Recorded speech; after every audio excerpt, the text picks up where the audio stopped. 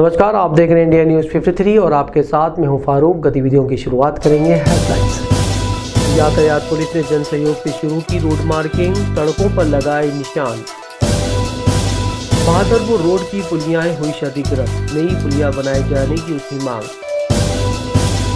अंतर्राज्यीय मार्ग की साइड पटरियां हुई जर्जर, वाहन चालकों की बड़ी परेशानी।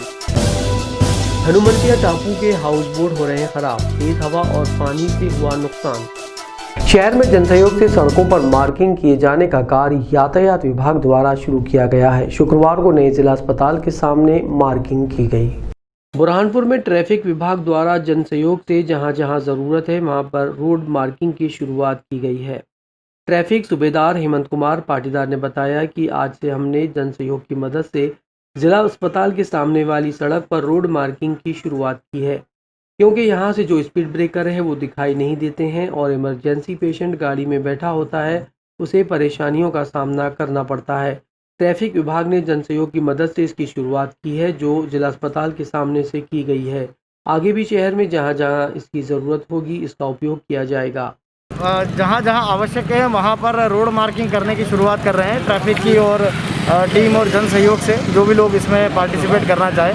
तो हमने इसकी शुरुआत सबसे पहले की है हॉस्पिटल के पास से, क्योंकि यहाँ के जो स्पीड ब्रेकर है वो अमूमन रात में दिखाई नहीं देते, जिससे कई बार ऐसा होता है कि इमरजेंसी पेशेंट गाड़ी में बैठा होता है और परेशानी का सामना करना पड़ता है। तो आज इसकी शुरुआत हॉस्पिटल के सामने से की गई है और इसको हम आगे भी शहर में जहाँ जहाँ भी इसकी आवश्यकता होगी उपयोग करेंगे। शहर को महाराष्ट्र से जोड़ने वाले अंतर्राज्यीय मार्ग पर बनी पुलियाएं सड़क बनाए जाने से ऊंचाई बढ़ गई है, जिससे ये पुलियाएं काफी गड्ढों में बन गई हैं। इस मार्ग पर नई पुलियाएं बनाए जाने की मांग अब नागरिकों ने की है। जिला मुख्यालय को महाराष्ट्र की सीमा से जोड़ने वाला अंतर्राज्यीय मार्ग बहादुरपुर होकर रावेर की ओर जाता है। मध्य प्रदेश सीमा में इस मार्ग की हालत जर्जर हो चुकी है। इस मार्ग पर पुराने जमाने से जो छोटी पुलियाएं मार्ग पर बनी हैं, अब बढ़ते यातायात दबाव के चलते खराब हो चुकी हैं और सड़क से काफ़ी नीचे हो गई हैं। बरसात के मौसम में खेतों और बरसाती नालों का पानी सड़क पर भर जाता है, जिससे बरसात के दिनों में रोड नज़र नहीं आता। लगातार बरसात और रिपेयरिंग नहीं किए जाने से छोटी पुलियाएं अब नाकाफ़ी हो गई हैं। मोहम्मदपुरा समीप पाइप फैक्ट्री के पास पुराने ज़माने की बनी पुलिया जो जर्जर और गड्ढों के अलावा काफ़ी नीचे बनी होने से बरसात के मौसम में अक्सर पुलिया पर पानी आ जाता है और यहाँ से अंतर्राज्यीय मार्ग बंद हो जाता है और यातायात भी रुक जाता है। शहर के जागरूक नागरिकों ने इस मार्ग पर बढ़ते यातायात दबाव और इसके कारण हो रही दुर्घटनाओं का हवाला देते हुए इन मार्गों पर पुलियाएं बनाए जाने की मांग की है। समाज सेवी एवं कांग्रेसी नेता शैली कीर ने कहा कि इन मार्गों की पुलियाओं को तत्काल सुधार कर नए बनाए जाने की ज़रूरत है। आने वाले दिनों में यदि इन पुलियाओं की ओर ध्यान नहीं दिया गया तो दुर्घटनाएं होने की संभावना बढ़ जाएगी। देखिए, आज हमारे बहादुरपुर से लेके सिंधी बस्ती का जो रोड है उसमें आप देख रहे हैं कि ट्रैफिक दिन पे दिन बढ़ते जा रहा है, लेकिन प्रशासन और शासन का इन पुलियाओं की तरफ कोई भी ध्यान नहीं है। आगे बारिश के सीज़न में इन पुलियाओं पर काफ़ी गड्ढे और काफ़ी उसका जो क्षतिग्रस्त हो जाती है पुलिया, जिसमें कहीं दुर्घटनाएं होने की आशंका बनी रहती है। आज आप टेक्समो पाइप के सामने की पुलिया देख लीजिए, अमित काजी जी के जो पंप है उसके सामने की पुलिया और राधे स्वामी जो आश्रम के सामने की तीनों पुलिया आप देख लीजिए उनकी क्या स्थिति है। तो शासन प्रशासन को उसको तुरंत उसको सुधार करना चाहिए और उसको रोड लेवल पर लाकर उसकी मरम्मत पर ध्यान देना चाहिए, ताकि आज आगे कोई भी दुर्घटना ना हो। ऐसा प्रशासन को ध्यान देना चाहिए जनहित में। देखिए, आपको मैं जानकारी देते हुए मुझे भी अच्छा लग रहा है। ये बहुत दिन से शिकायत थी, इंदिरा कॉलोनी से लेके बहादुरपुर और महाराष्ट्र के जो रोड जा रहा है ये एक्चुअली नेशनल हाईवे कहलाता है और हमने इसके लिए लगातार प्रयास किए। पहले भी पुलिया और रोड के लिए प्रयास किए। हमारे प्रयासों से अब इतना हुआ है कि अब 1-2 दिन के अंदर ये पूरा रोड नेशनल हाईवे को हैंड ओवर हो रहा है और नेशनल हाईवे को जैसे हैंड ओवर हो जाएगा, कल परसों हो जाएगा ये, और जैसे ही हो जाएगा तो नेशनल हाईवे इसको पूरा रोड को डेवलप करने वाला है।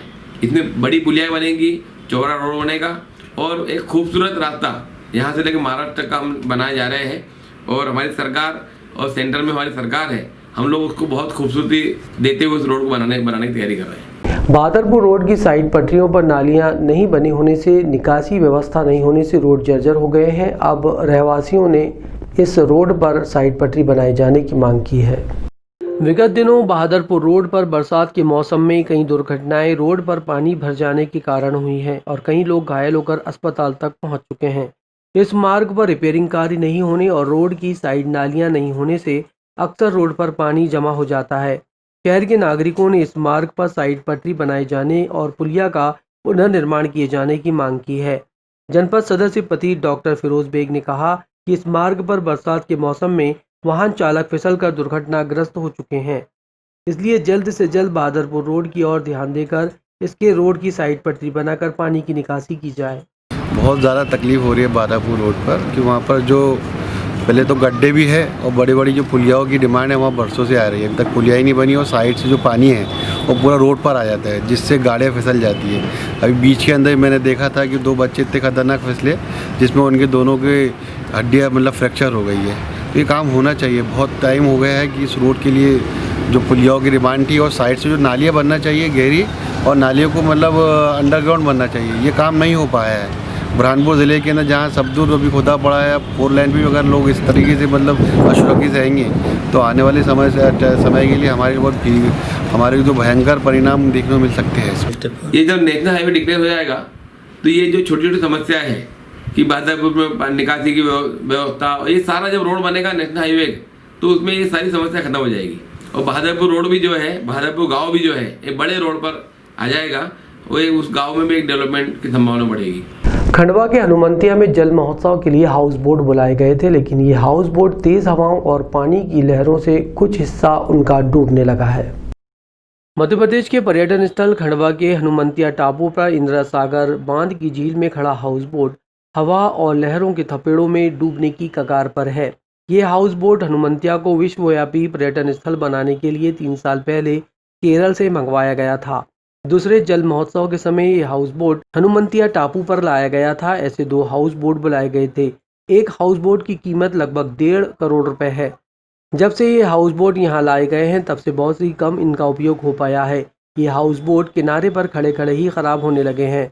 बताया गया है कि हाउस बोट का मेंटेनेंस नहीं होने की वजह से इनकी स्थिति खराब हो रही है। टली में से पानी भरने की वजह से ये हाउस बोट पिछले लगभग 2 सालों से उपयोग नहीं हो पाए हैं। रात में तेज हवा चलने की वजह से इंदिरा सागर बांध के थपेड़े नहीं झेल पा रहा है। इसका पिछला हिस्सा धीरे धीरे पानी में डूब रहा है। इंडिया न्यूज़ 53 के लिए मनीष गुप्ता की रिपोर्ट। और रात को विंड प्रेशर बहुत अधिक होने के कारण रात भर रेस्क्यू ऑपरेशन चलाया गया, जिसमें फिर जो है बोट्स को पानी से बाहर निकाला गया क्योंकि पानी में बहुत ज़्यादा करंट था। जिस स्थिति में उसको कॉर्नर में लाते समय उसका पिछला हिस्सा थोड़ा सा पानी में चला गया है, जिसे जल्दी ही निकाल लिया जाएगा। हाउस बोट को एक्चुअली में अभी यहाँ पे बहुत ज़्यादा तेज हवा और प्रेशर और करंट जो है पानी में बहुत अधिक है। हनुमंतिया में बहुत अधिक वेव्स चलती हैं, जिसके लिए अभी जो मैनेजमेंट द्वारा डिसीजन लिया गया था कि इसको सैलानी शिफ्ट किया जाएगा क्योंकि वहाँ पे पानी काफ़ी शांत है। तो इसी तारतम्य में जो है प्रयास किए जा रहे हैं और चूंकि इसको वहाँ शिफ्ट किया जाना है इस वजह से इसको पानी में रखना आवश्यक है। जिला छिंदवाड़ा के परासिया में अंतर्राष्ट्रीय मानव सेवा समिति द्वारा एक बैठक का आयोजन किया गया। जिला छिंदवाड़ा के तहसील परासिया में अंतर्राष्ट्रीय मानवाधिकार संगठन की एक बैठक आयोजित की गई। जिला प्रभारी अंजलि श्रीवास्तव ने कहा कि कोरोना बीमारी को देखते हुए रोको टोका अभियान, महिलाओं को प्रताड़ना, घर घर जाकर समझाइश देकर कपड़ा बैंक और पुरानी वस्तुओं को इकट्ठा कर गरीबों तक पहुंचाने की जानकारी दी गई। कार्यक्रम में अतिथि राष्ट्रीय उपाध्यक्ष प्रेम शंकर सोनी जी, तहसील उपाध्यक्ष शबाना खान, विमल डेहरिया, दुलारी मालवी, नीतू विश्वकर्मा, शाहिदा खान, शेख अजीम, मोहम्मद रशीद, अस्मा, अहमद, बिल्किस, सुमन, अर्चना, पूनम धुर्वे, मनीष चौहान, किरण चौरसिया मौजूद थे। कार्यक्रम का संपूर्ण संचालन जिला प्रमुख अंजलि श्रीवास्तव ने किया। इंडिया न्यूज़ 53 के लिए शेख उबैद की रिपोर्ट। जिला छिंदवाड़ा के तामिया में दिव्यांग विद्यार्थियों के लिए एक प्रतियोगिता का आयोजन किया गया। इस आयोजन में आसपास के ग्रामों के कई दिव्यांग विद्यार्थियों ने भाग लिया। जिला छिंदवाड़ा के तहसील तामिया में दिव्यांग बच्चों के सामर्थ्य प्रदर्शन हेतु जनपद शिक्षा केंद्र तामिया द्वारा विभिन्न प्रकार की प्रतियोगिताओं का आयोजन किया गया। इस प्रतियोगिता में कक्षा 1 से कक्षा 8वीं तक के छात्र छात्राओं को सम्मिलित किया गया। यहां से चयनित होने वाले बच्चों को जिला स्तरीय प्रतियोगिता में दिव्यांग दिवस के मौके पर 3 दिसंबर को जिला मुख्यालय में आयोजित प्रतियोगिता में भाग लेंगे। आज जनपद शिक्षा केंद्र तामिया के द्वारा बालक माध्यमिक शाला तामिया के प्रांगण में तामिया ब्लॉक के समस्त स्कूलों से सैकड़ों बच्चों ने दौड़ प्रतियोगिता, जलेबी दौड़, कुर्सी दौड़, चित्रकला, रंगोली, मेहंदी, एकल गायन, फैंसी ड्रेस आदि विद्याओं में भाग लेकर अपने हुनर दिखाए। इंडिया न्यूज़ 53 के लिए शेख उबैद की रिपोर्ट। जी, आज यह कार्यक्रम दिव्यांग बच्चों के सामर्थ्य प्रदर्शन हेतु विशेष आवश्यकता वाले जो बच्चे हैं हमारे, उनके लिए 1 से 8 क्लास तक में सभी बच्चों के खेलकूद प्रतियोगिता और सांस्कृतिक कार्यक्रम का आयोजन किया गया है जो विकासखंड स्तर पर हैं। और यहाँ से जो बच्चे चयनित होंगे वो विश्व विकलांग दिवस 3 दिसंबर के लिए जिला स्तर पर प्रतियोगिता में भाग लेंगे। और हमारे पूरे विकासखंड के सभी जितने भी जनशिक्षा केंद्र है, चावल पानी, बमनी, जेरपा, छिंदी, लहगढ़वा, तामिया, सभी जनशिक्षा केंद्र से बच्चे आ रहे हैं और प्रतियोगिता में शामिल हो रहे हैं, जो कि करीब 100 बच्चों का हमारा लक्ष्य है कि 100 बच्चे इस पूरे कार्यक्रम में पार्टिसिपेट करेंगे। और सभी बच्चों के लिए खेलकूद के लिए हमारे 50 मीटर दौड़, कुर्सी दौड़, जलेबी दौड़ और रंगोली, चित्रकला जैसे कि अभी चल रही है, इसके बाद में एक के बाद एक सारी चीज़ें होती रहेगी। और इसमें सांस्कृतिक कार्यक्रम में एकल गायन, ये सारी चीज़ें रहेगी, जिसमें प्रथम और द्वितीय पुरस्कार दिया जाएगा तथा सभी बच्चों को सांत्वना पुरस्कार, प्रमाण पत्र आदि वितरित किए जाएंगे।